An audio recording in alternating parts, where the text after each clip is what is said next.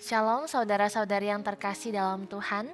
Pada hari ini kita akan bersama-sama merenungkan firman Tuhan yang diambil dari Lukas pasal 23 ayat 50 sampai 53 dengan judul perikop Yesus dikuburkan.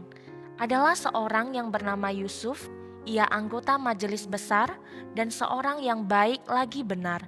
Ia tidak setuju dengan putusan dan tindakan majelis itu. Ia berasal dari Arimatea, sebuah kota Yahudi, dan ia menanti-nantikan kerajaan Allah. Ia pergi menghadap Pilatus dan meminta mayat Yesus, dan sesudah ia menurunkan mayat itu, ia mengapaninya dengan kain lenan, lalu membaringkannya di dalam kubur yang digali di dalam bukit batu, di mana belum pernah dibaringkan mayat.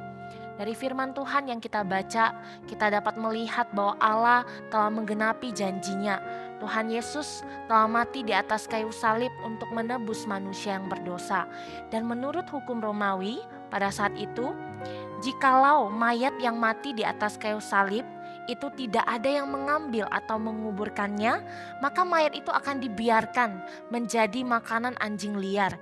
Sedangkan menurut hukum Taurat atau orang Yahudi saat itu, mayat orang mati yang digantung itu tidak boleh dibiarkan begitu saja, tidak boleh dibiarkan tergantung semalam-malaman.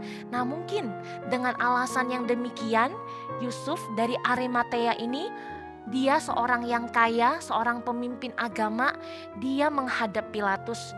Dia meminta izin kepada Pilatus untuk menurunkan mayat Tuhan Yesus. Setelah dia menurunkan mayat Tuhan Yesus, dia mengapaninya dengan lenan dan dia menguburkannya di kuburan yang baru. Kubur yang belum pernah dipakai oleh siapapun. Kalau kita tahu, saudara-saudara, sebenarnya kubur pada zaman itu tidak hanya digunakan oleh satu orang, tetapi dipakai untuk satu keluarga. Jikalau ada anggota keluarga yang meninggal, maka yang terlebih dahulu meninggal itu, tulang belulangnya itu dimasukkan ke dalam kotak, sehingga yang baru meninggal itu dapat diletakkan mayatnya. Nah, kita dapat melihat ketika Yusuf dari Arimatea ini, dia memberikan kubur yang baru kepada Tuhan Yesus, itu merupakan tanda penyataan hormat dia kepada Tuhan Yesus. Di saat para murid Tuhan Yesus yang sudah pelayanan bersama dengan Tuhan Yesus 3 tahun lebih, yang sudah melihat mujizat yang Tuhan Yesus lakukan, itu takut dan menyembunyikan diri. Yusuf dari Arimatea ini justru memberanikan diri mengambil kesempatan yang ada untuk melayani Tuhan. Meskipun Yesus sudah mati dan Yusuf saat itu tidak tahu akan kebangkitannya Yesus, tetapi Yusuf ini tetap melayani Tuhan dan memberikan yang terbaik bagi Tuhan Yesus. Bagaimana dengan kita, saudara-saudariku? Seperti Yusuf dari Arimatea ini, sudahkah kita hidup melayani Yesus? Sudahkah kita memberikan yang terbaik baginya? Yesus Kristus sudah bangkit. Dia adalah Allah yang hidup. Dia sudah mengalahkan kuasa maut. Allah yang kita sembah dan Allah yang kita percaya bukanlah Allah yang mati, tetapi Allah yang bangkit pada hari ketiga, Allah yang hidup.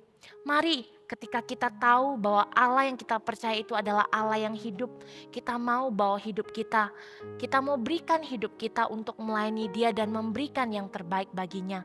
Kita pakai bakat kita pakai tenaga kita pakai waktu, harta, tubuh kita untuk melayani Dia, sehingga lewat hidup kita dapat menyenangkan hati Tuhan dan menjadi berkat bagi banyak orang. Saudara-saudara yang terkasih dalam Tuhan, mari kita bersama-sama mau berdoa. Ketika kita tahu betapa besar pengorbanan Kristus dalam hidup kita, mari kita semakin melayani Dia. Kita mau berkomitmen untuk memberikan yang terbaik bagi Dia, baik itu lewat waktu kita, tenaga kita, tubuh kita, ataupun seluruh hidup kita mau persembahkan bagi Dia, sama seperti yang telah dilakukan oleh Yusuf dari Arimatea ini. Yang kedua, kita juga mau doakan untuk perayaan Paskah esok harinya. Kita doakan untuk setiap tim yang melayani, Tuhan berikan kekuatan, kesehatan, dan kemampuan untuk melayani Tuhan. Kita juga berdoa, biarlah Tuhan yang boleh menggerakkan setiap hati jemaat. Mereka boleh hadir bersama-sama pada perayaan Paskah dan boleh sungguh-sungguh merasakan sukacita kebangkitan Yesus Kristus. Mari kita sama-sama kita berdoa. Bapa dalam surga, kami datang di hadapan-Mu ya Tuhan. Terima kasih Tuhan, karena Engkau menggenapi janji-Mu. Engkau sungguh mati bagi setiap kami, tetapi kami tahu Engkau adalah Allah. Engkau Allah yang tidak hanya mati bagi kami, tetapi Engkau Allah yang bangkit bagi setiap kami. Sehingga setiap kami yang percaya kepada Engkau memiliki pengharapan, karena Allah kami adalah Allah yang hidup. Oleh karena itu Tuhan, ketika kami tahu bahwa Allah yang kami percaya dan sembah adalah Allah yang hidup, Engkau tolong setiap kami agar kami boleh semakin setia, taat melayani Engkau. Kami mau memberikan hidup kami bagi Engkau, benar-benar memberikan yang terbaik bagi Engkau, sehingga lewat kehidupan kami Engkau boleh disenangkan dan kami boleh menjadi berkat bagi banyak orang. Engkau berkati setiap kami ya Tuhan, dan kami juga berdoa menyerahkan untuk perayaan Paskah pada esok harinya. Kiranya Tuhan Engkau yang berkati. Tuhan berkati setiap tim yang melayani. Tuhan berikan kekuatan, kesehatan, dan kesatuan hati di dalam melayani Engkau ya Tuhan. Sehingga lewat acara yang ada, setiap kami yang hadir itu boleh sungguh-sungguh kembali diingatkan akan kasih Tuhan yang begitu besar, akan kebangkitan yang telah Tuhan berikan bagi setiap kami. Dan kami juga berdoa, biarlah Tuhan Engkau yang boleh menolong setiap jemaat-Mu yang hadir. Biarlah lewat ibadah ini ya Tuhan, mereka tidak hanya datang untuk beribadah, tetapi kuasa kebangkitan Yesus Kristus itu boleh sungguh mereka rasakan dan boleh mereka nyatakan dalam hidup mereka.